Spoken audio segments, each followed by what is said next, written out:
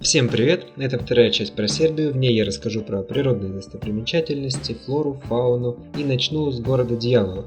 Природная достопримечательность на горе Радан в южной части страны, 27 километров к юго-востоку от города Куршумлия. Образование представляет собой 202 каменных столба высотой от 2 до 15 метров, средним диаметром в 1 метр, на вершинах которых располагаются каменные блоки весом до 100 кг. Столбы имеют естественное происхождение, они возникли благодаря выветриванию. В районе имеются два водных источника – вода Дьявола и колодец Дьявола, имеющие высокую минерализацию до 15 грамм на литр, из-за чего растительность прилегающей местности скудная, что способствовало выветриванию. Большинство экскурсий проводится ночью. В 2002 году ЮНЕСКО включила город Дьявола в предварительный список объектов всемирного наследия. Железные ворота, теснина Дуная в месте сближения Карпат и Старой Планины, речные ворота, на границе Сербии и Румынии, ниже города Аршов. Длина 15 км, ширина 162 метра. Уникальная историческая узкоколейная железная дорога в Сербии под названием Шарганская восьмерка проходит между населенными пунктами Мокра гора и Шарган-Витась. Популярная туристическая достопримечательность. В 1974 году дорогу пришлось закрыть из-за низкой рентабельности. Однако в 1998 власти решили восстановить ее, сделая туристической достопримечательностью. В первое время реставрационные работы осуществлялись исключительно группой энтузиастов. Они привлекли к себе внимание общественности и смогли наладить финансирование из различных источников, в том числе проект взяли под свой контроль Министерство туризма Сербии. Сообщение осуществляется круглогодично, в зимнее время маршрут сокращен. На обратном пути состав периодически останавливается, чтобы туристы смогли сфотографировать наиболее живописные места. Каньон реки Увац – природная достопримечательность, о которой знают далеко не все. Труднодоступность этого места уберегает его от нашествия толп туристов и потери аутентичности. Рассавская пещера – естественная пещера в восточной части страны, 20 км от города Деспотовац. Обнаружена в 1962 году. Пещера имеет протяжность 4,5 км, из них 3 км было подробно изучено. Кольцевой туристический маршрут имеет длину 800 метров. Температура воздуха около 7 градусов. Для посещения пещера открыта весь год с 10 до 17 часов. Каньон реки Вратны находится в Восточной Сербии на территории Неготинской краины. Заповедной зоной он был объявлен в 2014 году. Каньон интересен и своим растительным миром. Многие виды трав и кустарников растут здесь со времен Великого оледенения. В каньоне можно увидеть бук, орех, лещину, сирень, платан, ясень. В пещерах живет около 10 видов летучих мышей. Многообразие животного мира представлено муфлонами, оленями. Рыбничка пещера. От Белграда 91 километр.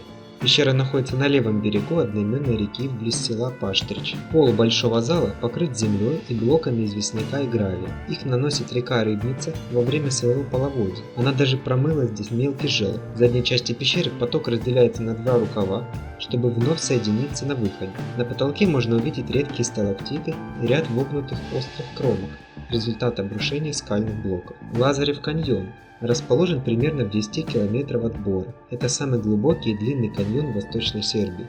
Из-за крутых скалистых утесов каньон еще не был полностью исследован. Знаменит своими многочисленными пещерами и ямами. Каньон довольно труднодоступен, и прохождение через него – настоящее приключение. Порой довольно сложное и трудное. Во многих местах приходится карабкаться по скалам. Длиной каньон до 9 километров, а высотой около 500 метров. Скалы каньона вертикальные и прямые, а ширина в самой узкой части составляет менее 7 метров. Вход находится перед Лазаревой печиной. Пещера Лазаря является самой длинной исследованной пещерой в Сербии, которая является удобным местом для разбивания лагеря, поскольку это единственный источник питьевой воды в каньоне. Длина пещеры 9500 метров. Также надо иметь в виду, что в каньоне полно ядовитых гадюк. Произрастают такие растения, как крымская сосна, реликтовые виды таксуса, сербская рамонды, а также такие животные – серна, беркут, настоящие совы, сапсаны, эндемичные членистоногие, летучие мыши. Комплекс лесины находится на востоке страны, на склоне горы Беляница. Он состоит из водопада Великий Буг высотой 25 метров, истока реки Велика Врела и озера глубиной около 5 метров. До Великого Врела можно добраться по специально проложенной тропе. Прераст Самар – это естественный каменный мост арочной формы, расположенный в юго-восточной части Хомеля. Длина зарастания составляет 10 метров, ширина 14, высота 15. Ее свод лежит на двух столбах толщиной 20 метров, к нему ведет гравийная дорога. Долина Бигар-Крик является одним из самых известных водохранилищ Сербии и как таковая является объектом гидрологического наследия. Бигар-Крик – левый приток реки Станань. Находится в горном хребте на краю Старой горы Миджор, самая высокая вершина Старой горы в Сербии, также самая высокая вершина центральной части государства. Он расположен на границе Сербии и Болгарии. У подножья горы находится Бабин Зуб. Из-за большого количества туристических объектов, мест для пикника, а также из-за присутствия характерного растительного и животного мира, Старая гора привлекает большое количество людей. Относится к поясу континентального климата, в котором лето теплое и засушливое, а зима холодная, с сильными ветрами и большим количеством снега. Гора характеризуется многочисленными долинами, которые поднимаются к вершинам, и практически вниз по каждой из этих долин текут воды с огромным количеством тонких ручьев. Друговская клисура протянулась от перевала Чакор на западе до города Печ на востоке и Мокрой горы на юге. Ее протяжность составляет 25 километров, глубина 300 метров. Через клисуру протекает река Печка-Быстрица. Со времен плейстоцена, когда здесь царствовал Печский ледник, сохранились созданные 260-метровые морены. Морены – это геологическое отложение, накопленное глетчерским льдом. В тех краях семьи до сих пор живут, занимаются скотоводством, рыбалкой, дарами леса. Многообразные горные вершины, часто превосходящие отметку в 2000 метров, каньоны и ущелья поражают воображение своей молчаливой красотой. Первозданные хвойные леса скрывают много чудес природы. Ущелья изобилуют фруктовыми деревьями, орхидеями, бабочками. Приблизительно в 8 км от Печи находится величественный 30-метровый водопад. Касательно флоры, на территории Сербии имеется два биома.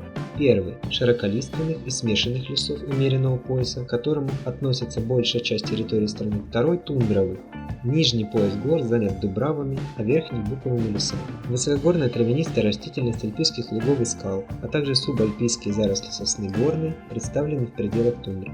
По данным инвентаризации лесного фонда, проведенной в 2009 году, 29% территории Сербии было занято лесами. В лесном фонде преобладают лиственные породы, их доля составляет 81%. Среди них наиболее распространены дуб и бук. Доля хвойных пород 19%. Из хвойных чаще всего встречается ель, пихта, сосна обыкновенная, черная сосна. Большое количество папоротников, мха, лишайников, также грибов. Число видов и подвидов растений около 825. В Сербии обитает 51% видов европейской рыбной фауны, 40% видов европейских рептилий и амфибий, 74% видов птиц, 67% видов европейской фауны млекопитающих. Среди млекопитающих основное количество оленей, косули, кабаны, зайцы, волки, выдры, барсуки, горностай, росомах. Лесной кот, серны, рысь. Среди птиц аисты, орлы, орланы, дикие утки, фазаны, куропатки, горлицы, вальдшнепы. В водоемах страны водятся форель, окунь, карп, сом, сазан, щуки и другие. Также в Сербии обитает 17 видов змей, из них 8 являются ядовитыми. 3 особо опасных можно выделить. Рогатая гадюка. Ее укус может привести в худшем случае к параличу. Если вовремя принять противоядие, симптомы быстро исчезают. Смертельная опасность для людей с проблемами сердца. Асписовая гадюка. Размеры средние, обычно длина тела 70 см. Предпочитает сухие каменистые склоны гор, поросшие кустарником. Ядовита, но в случае смертельного исхода для человека редки. И ящеричная змея, общей длиной до 2 метров, активна в сумерки и ночью. В случае опасности пытается спрятаться в ближайшую нору или под камень, но не имея такой возможности, иногда ведет себя крайне агрессивно, шипит, раздувает тело, яростно кусается и осуществляет броски до 1 метра в сторону врага.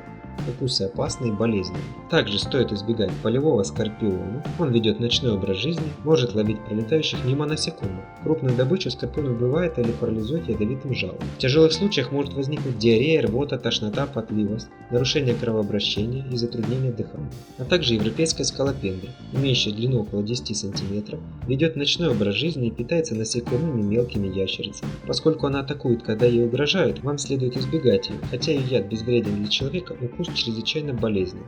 На этом все. Пишите комментарии. Всем пока.